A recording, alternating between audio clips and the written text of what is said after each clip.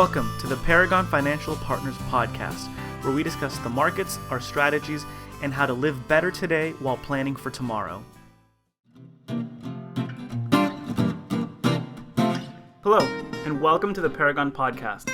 I'm Elean Mendoza, and I'm here with Evan Shorten, the firm's founder and principal. Hello, I'm Evan Shorten, and I want to thank you for tuning in to another episode of the Paragon Podcast. If you enjoy this episode or the information we provide, please subscribe to our podcast via iTunes or Stitcher Radio. In this episode, we want to discuss some examples of financial fraud or abuse that we've personally encountered or have seen happen to our clients.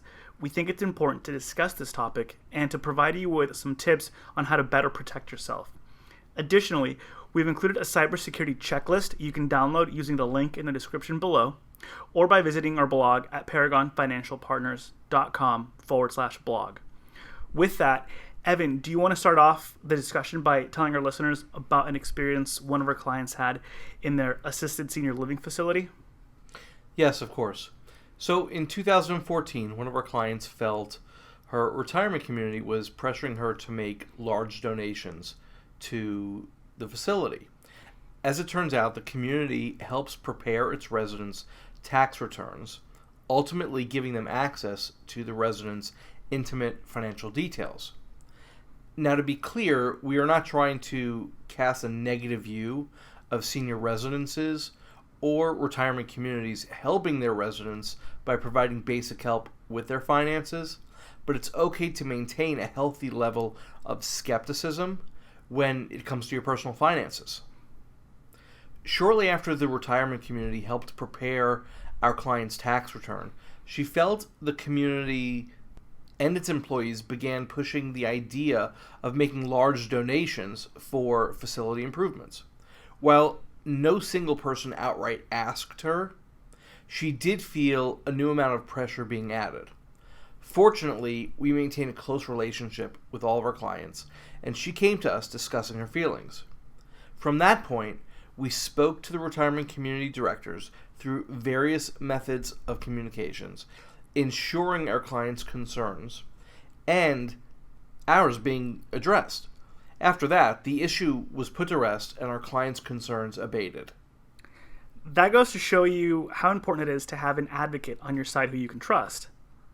Exactly, and one of the best ways to reduce your chances of becoming a victim of financial abuse or fraud is to speak openly about your service providers, caretakers, and living conditions with those you trust. Now, recently, Evan, you and I both personally experienced phishing attempts regarding our personal information. For our listeners, phishing, which is actually spelled Phishing, is the attempt to obtain your personal and sensitive information by posing as a legitimate company or entity. Yes, a few weeks ago I received a call supposedly from the IRS. I had supposedly won a business grant to help expand my practice through a new government program. When I began to press the caller about the program's specifics, why I never heard of it before, the caller's name and identification, they began to get frustrated with me and insisting that I provide my business's information just to get the process started. Ultimately, the caller got frustrated with my refusal to provide them my information, swore at me, and hung up. It's very important to understand that if you receive a call from the IRS, the Franchise Tax Board, or most government agencies, it's typically a follow-up call from something that you've already submitted to them. These agencies, again, the IRS and the Franchise Tax Board, will not be calling you as a first contact. Something will always be coming in the mail. So these supposed representatives, will be providing you with some information. And if it is a legitimate person from an agency, after there is some follow-up, they will provide you with their full name, where they're calling from, and some type of agent ID that is unique to them. If the person calling you is unwilling to provide this information, hang up and just don't waste your time. If they do provide you with their credentials, consider putting the conversation on hold and calling back from another phone line. This allows you to verify that an agent of the organization or institution is indeed calling you. Speaking of verifying with the institution, I received a text message supposedly from Bank of America, who I personally don't have any kind of banking relationship with. That text said, please update your Bank of America contact information by using the following link. And there was a link in the text message. Now, like I said, I don't have any personal relationship with Bank of America, so it was easy for me to delete the message and move on. But what if I did have accounts with them?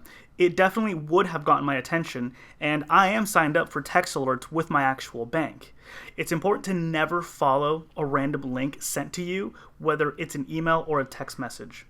If you need to update any account information, do it in person at a branch with a customer service rep by calling the service phone on your account statement or the back of your debit and credit card, or through the company's website. When logging into your bank, brokerage, or online accounts, ensure the web address on the login page starts with HTTPS. The S is very important as it denotes a certain level of encryption and protection embedded in the website. I can't stress enough how important the S is, as some online phishing schemes go as far as building a nearly identical website resembling those of financial institutions. Finally, I really want to talk about catfishing, where an individual establishes an online relationship representing themselves as a romantic interest or even a person in need with the intent of causing financial and emotional harm. As online dating and its various platforms become more and more popular and commonly used, it's important to develop a few habits to minimize your susceptibility to being taken advantage of. First, it's important to maintain open communication and dialogue regarding new relationships with your close family, friends, or whomever you trust. While it may be embarrassing to talk with your friends and family about online dating, at first that is, it's the best way to ensure you have someone watching out for your best interest. This becomes even more important as one ages and it becomes easier to be taken advantage of by a new friend or relationship. Keep your initial communication and messaging limited to the dating app until you get to better know someone you've met. Do a Google search on them to establish some legitimacy on their identity. If your communication begins to increase with a new person, set up an online video chat. Finally, when you're comfortable, arrange to meet in person. If the other person refuses to meet in person or continually makes excuses to avoid meeting in person, just move on. And definitely don't transition money to this person. Lastly, don't send any compromising pictures of yourself to someone who you've met online. It seems obvious, of course, but we've seen plenty of examples of social figures or political leaders finding themselves in this very situation. Finally, one last tip. Check your credit report periodically. No matter how careful you are, someone could steal your identity. Or, unfortunately, as we recently found out, a large institution could even open accounts in your name without you knowing. By checking your credit report at least annually, you can see if anyone has attempted to open new lines of credits using your name or social security. Additionally, many banks do a credit inquiry when opening a checking or saving account, and those inquiries will appear on your credit report. Keep in mind, there are 3 major credit reporting agencies used by institutions to check your credit: Equifax, Experian, and TransUnion. Not all institutions pull your credit from the same credit reporting agency, so it's best to check each one once a year. It's good practice to obtain your credit report annually from each reporting agency, rotating each one every 4 months. So we hope you've enjoyed and took something away from this episode.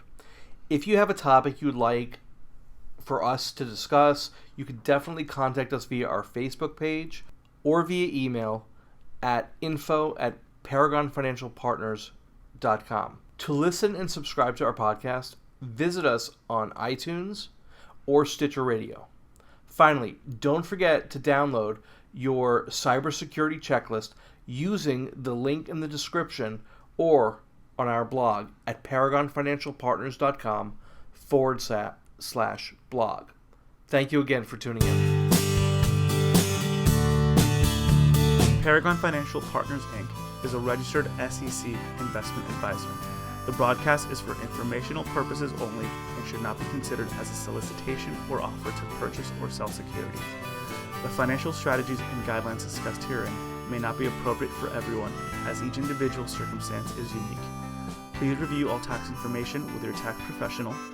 Please review all legal information with your legal professional. We hope you enjoyed the Paragon Financial Partners podcast. And again, thank you for listening.